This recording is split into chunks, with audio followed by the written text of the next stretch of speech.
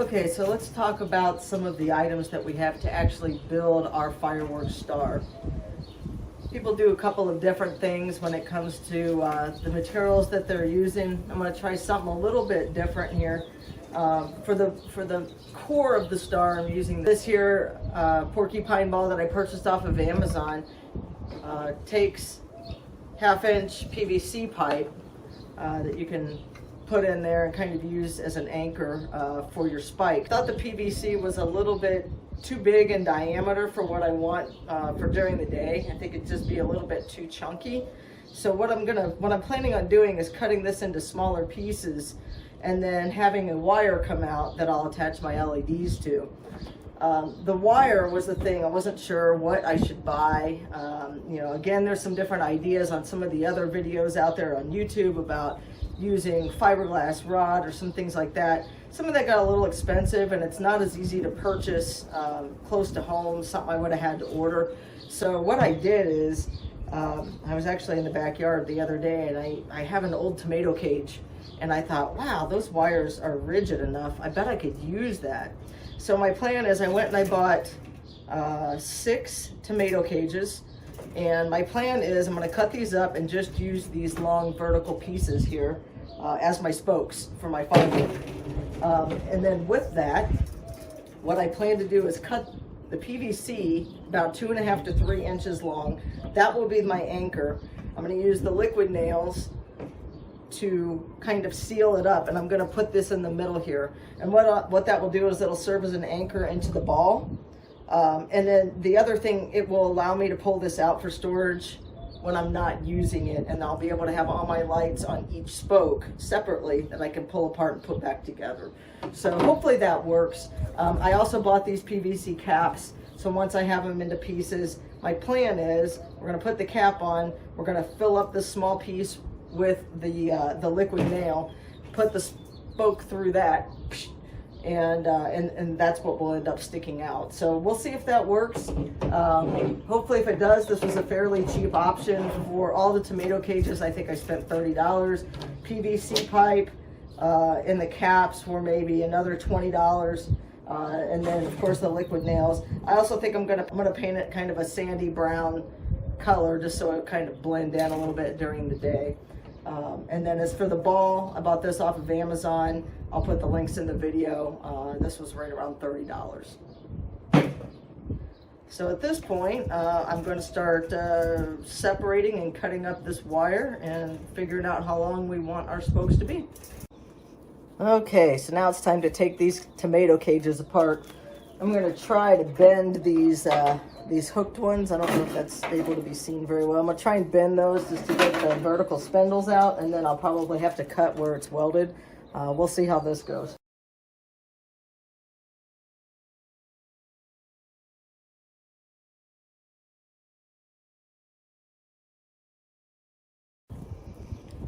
Okay, gotten all these things taken apart.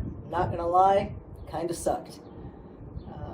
Not the easiest thing ever, but in the name of being cheap, and that's me, went ahead and got it done. So now what I'm going to do is I'm going to cut them all to the same length.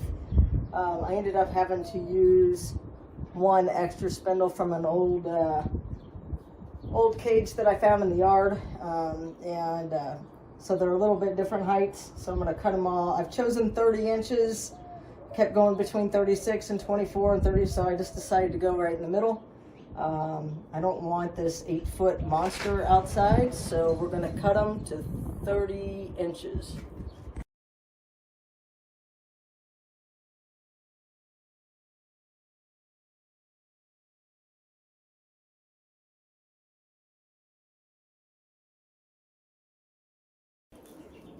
Okay, for my PVC pieces, I'm going to measure and cut these at about 2.5 inches a piece.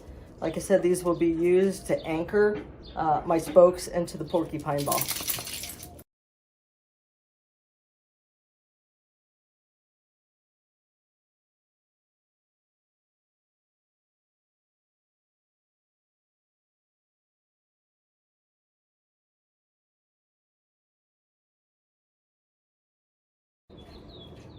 All right, the next thing we're going to do here is I've got all these caps.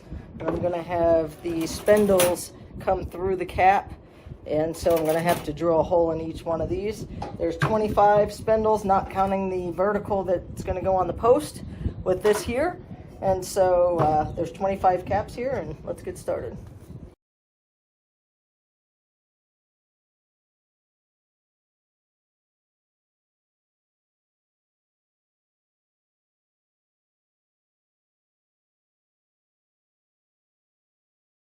All right, so we have all of our caps on our pipes. As you can see, nothing is perfect because nothing I do is perfect as far as size, but it's not going to matter. These are all going to go into the spindle here, and then our spike is going to stick out of it. So that's the idea. I'm going to fill all of these up with liquid nail, and then I'm going to put our spindle inside. Hopefully that'll be enough of an anchor to hold it once we get it all together.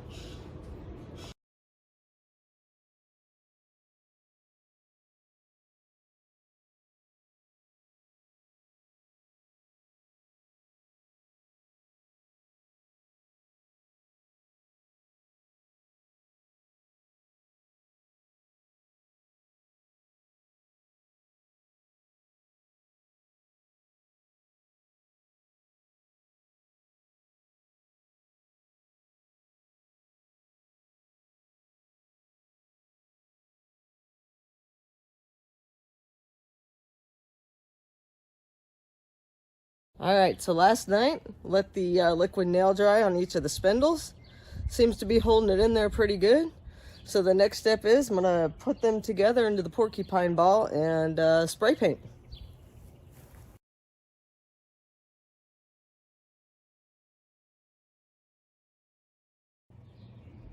Okay, so while everything's drying, it's time for us to start cutting our pixels. For this application, I'm gonna use seed pixels. These are spread 2 inches apart on the line. And when I measured, I counted we need 23 pixels per spoke. So what I'm gonna do on this, because it's really hard to tell the difference in these little bitty lines, is I'm gonna draw a black line on this side since I know that this is gonna be where the black connects to my wires. So black. And then at this end, this is my data in end. So I'm going to just color the rest of this green so that when I have a bunch of lines laying around, I'll know that the green end is data in. And this is what I want to connect the pigtails at the bottom. I also want to leave the starting points a little bit longer so I have some wire to work with. All right, so let's get started. Again, 23 pixels. 1, 2, 3, 4, 5.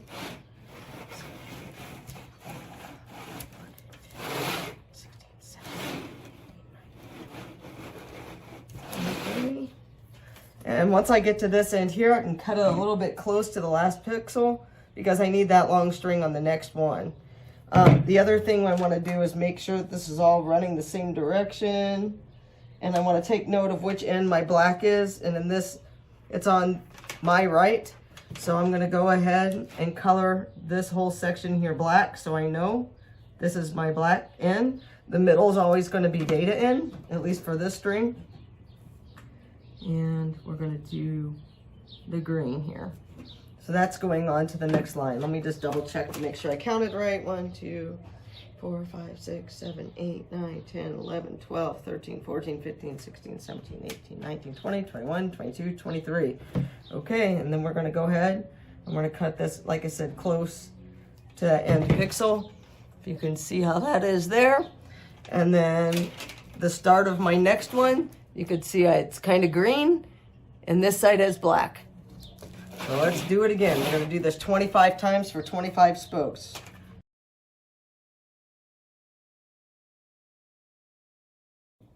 Okay, now let the fun begin. Now it's time to start wiring these things up here. I have a strand of the string, just a standard razor blade, my wire cutters. This is my first time using these things. They melt to the wire. It's supposed to form a waterproof connection. I'll probably fumble while using this, so it might be kind of funny. We'll see how this goes. And then I decided I wanted a quick connect method so that I could take the spindles off and store them for the, you know, when I'm not using them. So I got these off of Amazon. They're just pigtails. They go in there and then, you know, quick release. So I'm going to go ahead and wire these to the bottom here. And let's see how this goes. So the first thing I'm going to do is, I don't know that you'll be able to really see it, but I'm going to take the razor blade carefully between each of the wires that we have, and I'm going to split them apart so that we have 3 separate wires. Then I'm going to strip off the ends. Do the same here. Wire, and I already kind of got that one caught up. So wire. Now, I don't want to strip them back so far that I lose my markings on them, because remember I marked them. So this one here is the black.